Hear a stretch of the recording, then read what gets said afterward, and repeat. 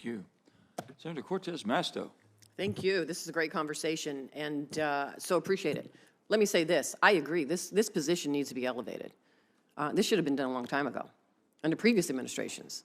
I just have to say this is a conversation that we keep having over and over and over again. It is time to do something on so many levels. And let me just bring you back here, because when I was Attorney General of the state, I created the Technological Crimes Division to address all these issues. At that time, we were talking about the need to secure by design products. It is so ridiculous that we take all these off the shelf and then try to superimpose some cybersecurity on it. Now we're going into the 21st century with this new technology, and we're not forcing this secure by design, because now it still is first to the market. It's a crazy conversation, but we've been having it for the last 20 years. So I'm so frustrated, as you can tell, with this conversation that we repeat over and over, and it's time we do something about it. We have to elevate this discussion. We have to make sure we make it a priority at the federal level. The states want it. I wanted it when I was working in the state. We all need to be collaborating for the very reasons that you are all talking about. Now, let me just take it to one specific area that I'm concerned, because we have oversight over this, which is the electrical grid. The transformers conversation is not new. It is something, again, there's not only books written about it, but it is an issue that we keep talking about. I know this, you all know this. We have transformers in this country. Let's just take the high voltage transformers. Now, they make up less than 3% of U.S. transformers, but they carry 60 to 70% of the nation's electricity.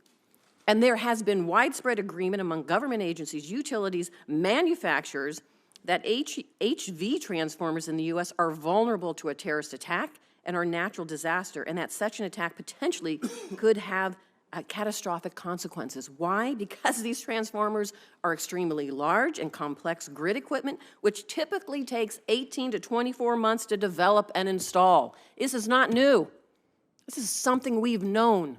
And so my question, I guess, for all of you, and let me start with you, Mr. Kumar, is what else should we be doing here? You identified in response to the chairman's question to you about this partnership with the private sector. It is not new, this issue.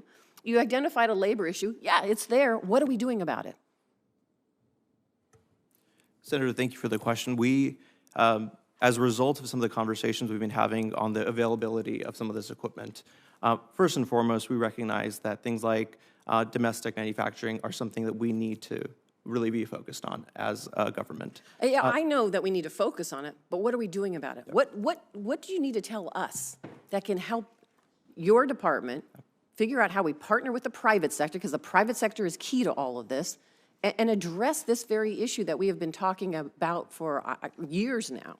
What do you need from us? I appreciate you asking that. I think we're thinking of this problem as both a short-term problem and a medium and long-term problem. So domestic manufacturing is not going to address the short-term issues. It's going to address the medium and long-term issues.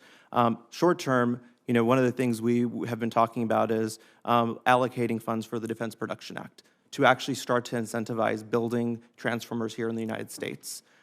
That is a short-term solution. The other solutions we're working with the utilities and manufacturers on are thinking through apprenticeship programs to bring people into the trade of building transformers. So we've actually connected the Department of Labor and the Department of Commerce with manufacturers, and we're going to be actioning some of that effort going forward. Another area where we're going to be focusing on is standardization. So how do we reduce the production times to develop some of these big pieces of equipment, as you rightfully noted? They take, in some cases, 18 months plus for large power transformers. How do we increase the speed of the production of some of those transformers? So standardization is another piece that we're going to be looking at. And finally, my colleagues in the Office of Electricity are focused on how do we make transformers more modular? How do we make the production and movement of these big pieces of equipment through innovation and R&D? How do we make it easier to build some of these things going forward? So we need to be looking at all of those areas that you rightfully noted, ma'am. Thank you. And I only have so much time left. Any other panelists want to comment on this as well? I would just briefly state that the electric utilities have done an amazing job, and they're highly regulated already. Put more requirements on the vendors.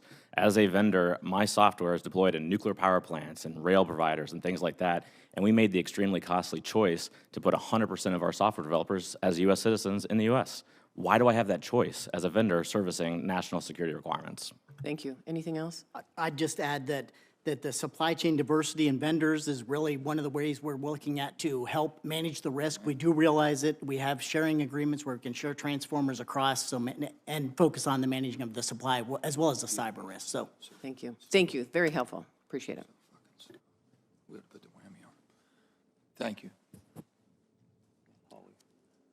Now we have Senator Hawley. Early Hawley. Thank you, Mr. Chairman. Thank you. Early bird gets to worm.